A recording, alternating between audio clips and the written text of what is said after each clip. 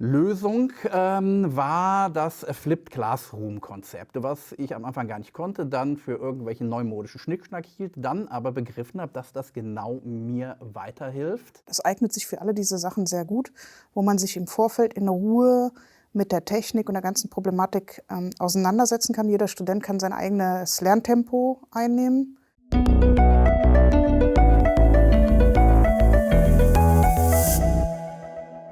Also mein Name ist Doris Mischka, ich bin Professorin für die jüngere Urgeschichte am Institut für Ur- und Frühgeschichte der Friedrich-Alexander-Universität Erlangen-Nürnberg. Ich habe mit einem Projekt am INCULT-Programm teilgenommen und wir haben dort etwas thematisiert, was die Ausbildung betrifft, in unseren Feldprojekten in Rumänien. Dazu wird mein Mann gleich was sagen. Mein Name ist Carsten Mischka vom Institut für Ur- und Frühgeschichte an der FAU in Erlangen.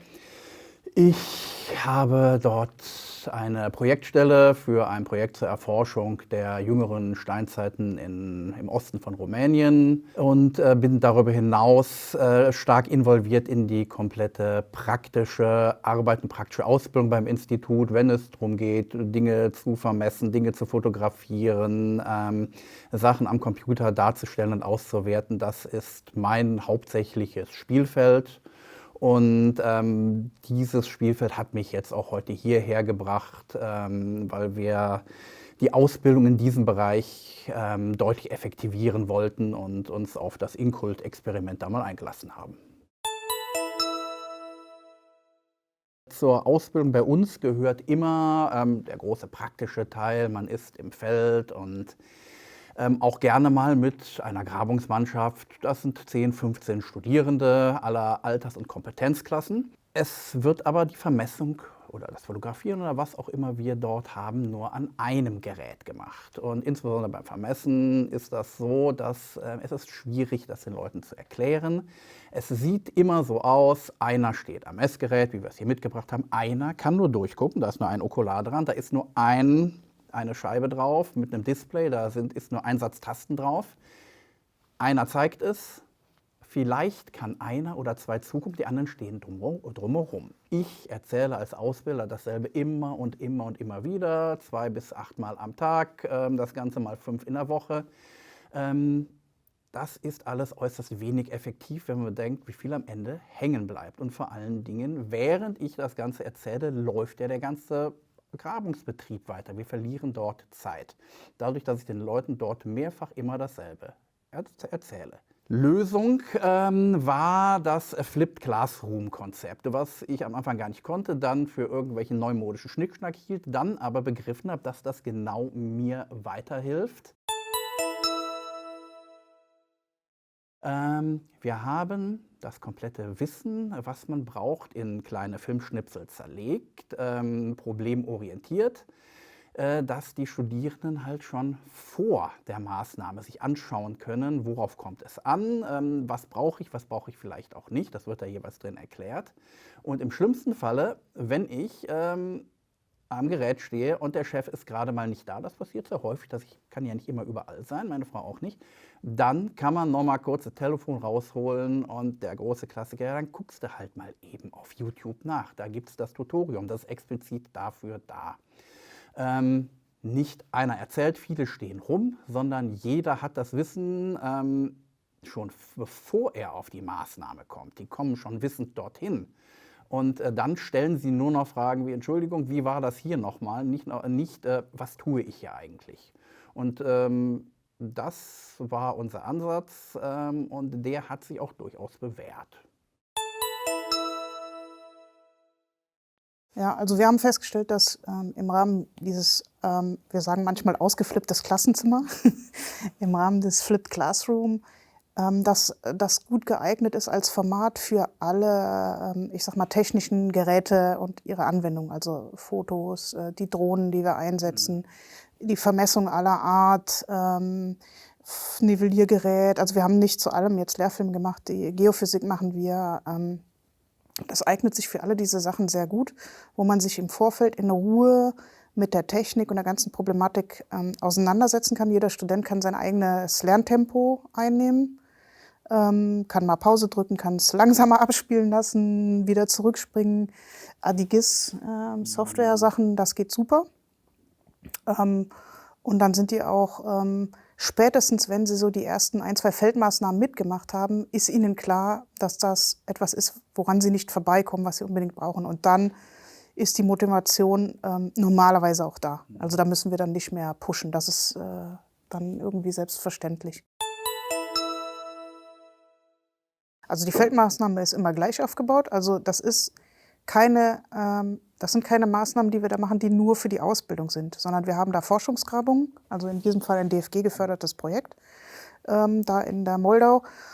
Und die Studenten binden wir da ein quasi. Das heißt, unser Ziel ist es im Endeffekt, die Zeit des Anlernens zu minimieren. Und wie in der Archäologie generell, man lernt durch das Tun und durch das Üben. Und wir haben, wenn wir ausgraben, die Befunde, das kann man nicht vorhersagen. Also da kann immer irgendwie was Besonderes rauskommen. Das heißt, darauf müssen die Studenten gedrillt werden oder trainiert werden, dass sie dann wissen, was sie tun müssen.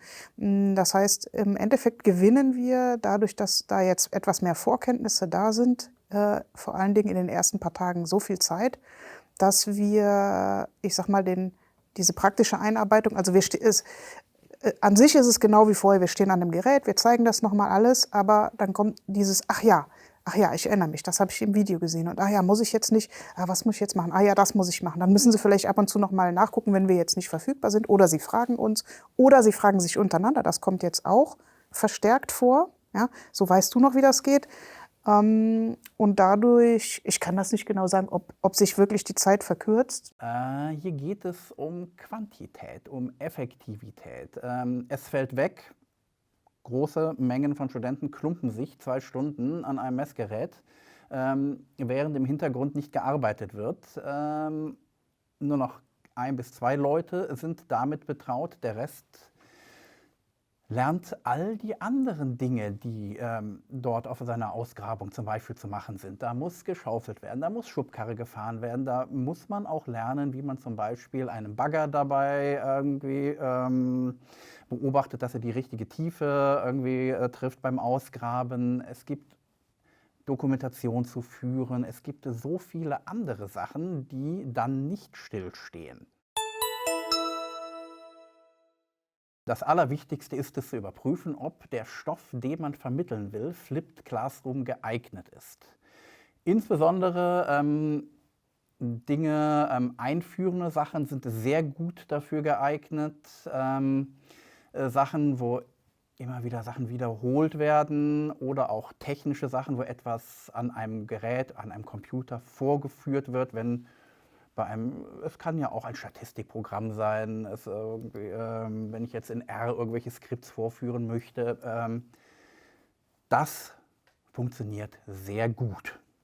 Einfach halten. Die Videos werden, also zumindest habe ich gehört und auch gelesen, dass das gut angekommen ist.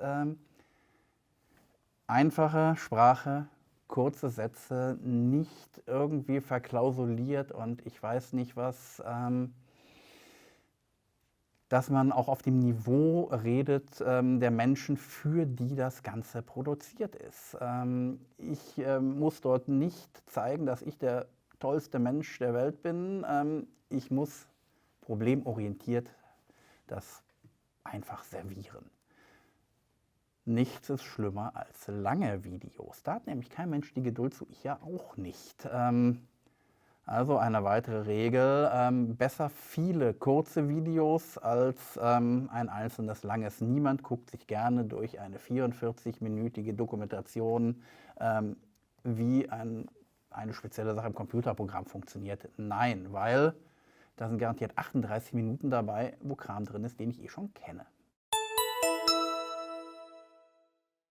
Der GIS-Kurs hat sehr gut funktioniert. Der wird auf alle Fälle jetzt im nächsten Semester dann, also im Sommersemester, abgedatet, geschärft, gestrafft und auch sprechertechnisch auf ein anderes Niveau gestellt. Also auch dann das Wissen, wie man sowas macht, dann auch verbreitet, indem wir es den Studierenden dann auch zeigen. Ein Problem ist natürlich, wenn man mit Software arbeitet, mit solchen Geräten hier, ab und zu gibt es neue Geräte, es gibt Updates, es gibt neue Versionen, es gibt neue Programme, die vielleicht noch mächtiger sind.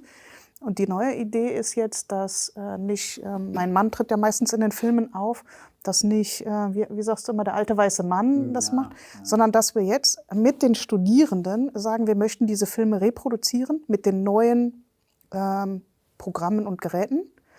Und die Studierenden sollen das machen. Also die sollen sozusagen das Drehbuch machen und selber diese Filme angepasst. Also sie haben dann quasi das Muster als Vorlage und sollen das halt nachbauen, sodass wir dann auch Filme haben von Studierenden, die diese Sachen benutzen.